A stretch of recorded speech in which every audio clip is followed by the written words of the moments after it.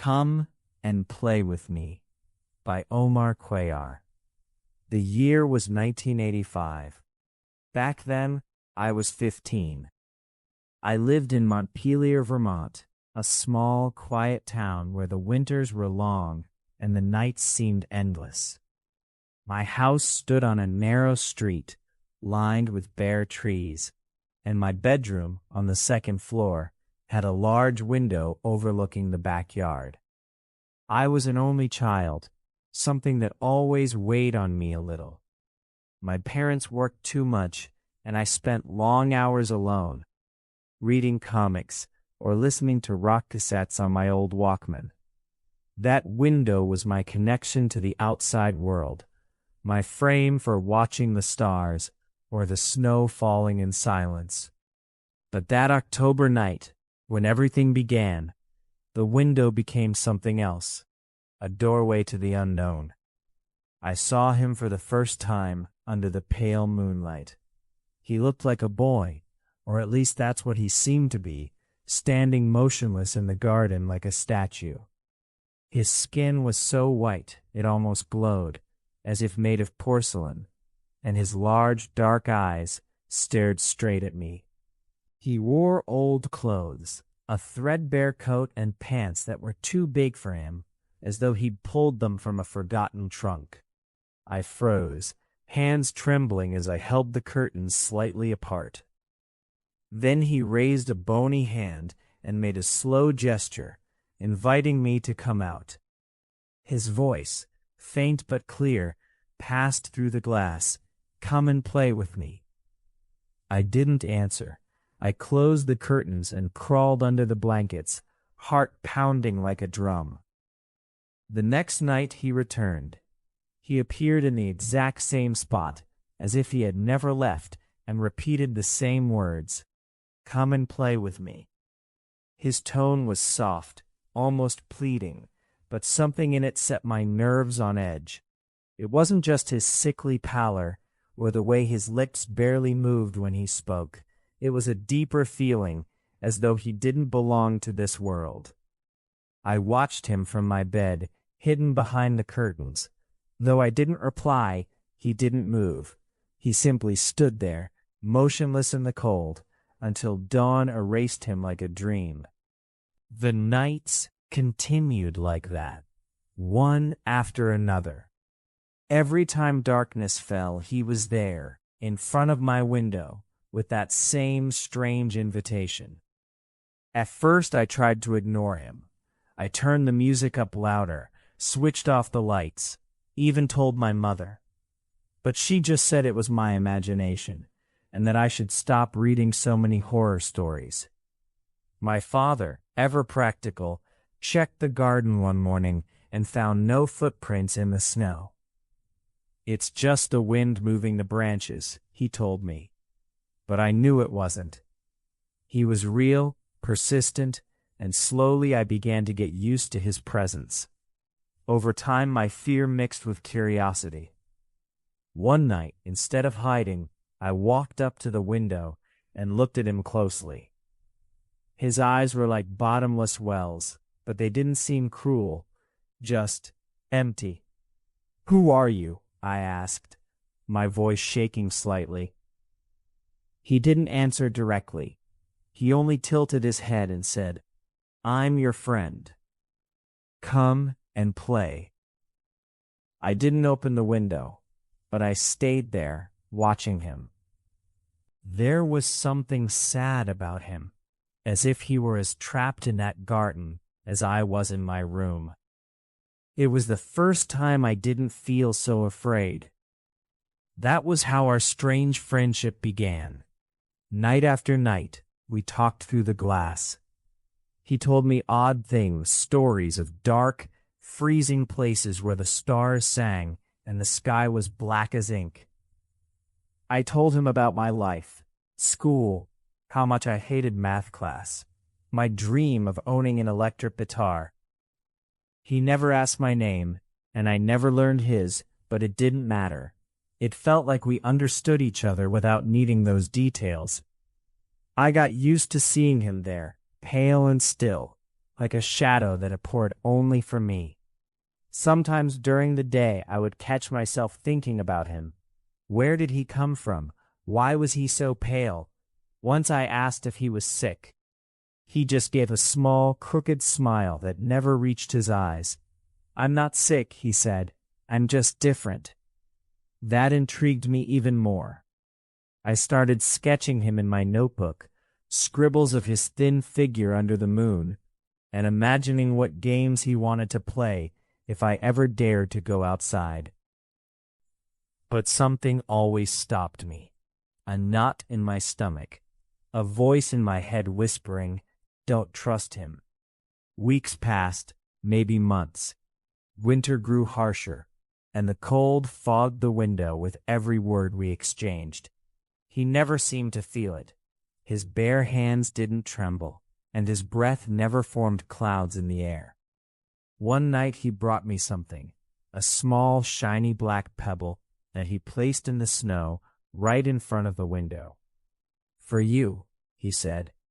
The next day I picked it up from the garden.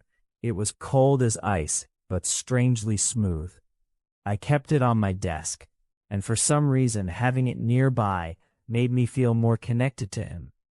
Our friendship grew, yet the barrier always remained, the window.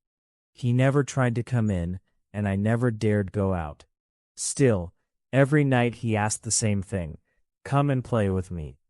His voice was like a song, a melody that slipped into my head and made me doubt myself. I began to wonder if I was being unfair. Maybe he was just as lonely as I was. My parents noticed nothing. To them, I was still the same quiet boy. But inside me, something was changing. One night, as thick snowflakes fell, I stared at him longer than usual. His eyes gleamed in the moonlight, and for the first time I felt he truly understood me. "Why don't you come inside?" I asked. He shook his head. "I can't. You have to come out." There was an urgency in his voice I hadn't heard before.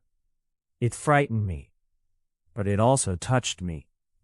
Maybe, I thought, he just needed a real friend, someone who would take the first step. I decided I would do it. One afternoon, while my parents watched television downstairs, I put on my thickest coat, a scarf, and boots. My heart hammered, but there was excitement too. I wanted to meet him up close, touch him, see if he was as cold as he looked. After so many nights talking, after sharing so much, I felt it was time to break through that barrier. I looked at the black pebble on my desk, squeezed it in my hand for courage, and slipped it into my pocket. I crept down the stairs without making a sound, so my parents wouldn't hear me. I slipped out the back door. The freezing air hit my face. The garden was dark, lit only by moonlight and the warm glow spilling from my bedroom window. There he was, waiting, paler and more solid than ever. He smiled, and for a moment all my fear vanished. "You came," he said, his voice clearer, without the glass between us. I took one step toward him, then another, the pebble still in my pocket. When I was only a few meters away, something changed. His eyes grew darker, deeper, as if they were swallowing the light around them. His smile twisted, and I saw that his teeth were sharp, far too sharp for a child. "Let's play," he said, but now his voice was a low, inhuman growl. I stepped back, but it was too late. He moved fast, impossibly fast, and his hands, cold as death, seized my arms. The air filled with a strange smell, like metal and rot. His body began to change. The pale skin split open, revealing something black and viscous underneath. His arms stretched, turning into writhing tendrils that wrapped around me. I screamed, but the sound was swallowed by the smell. He was never a child. He was something else, something ancient and ravenous that had waited patiently all those nights. I felt a sharp pain as his teeth, or whatever they were, sank into my shoulder. My vision blurred. The winter cold merged with the deeper cold inside him. As he fed on me, I glimpsed fragments of his true form, a twisted mass of shadows and eyes, an entity that did not belong to this world. In my mind, a strange alien word echoed, Ismie. I don't know how I knew it, but it was his name, or the name of his kind. My legs gave out and I fell into the snow, which slowly turned red. The last thing I saw was my window, the warm light of my room so close and yet impossibly far away. He, or it, rose above me, no longer pretending to be a boy, revealing its true shape. A cosmic predator, a nightmare creature that had toyed with me the way I toyed with my comics. I had been its prey all along. The pebbles slipped from my hand and rolled across the snow. As my consciousness faded, I thought of all those nights talking to him, how he had deceived me with his soft voice and his stories. He was never my friend.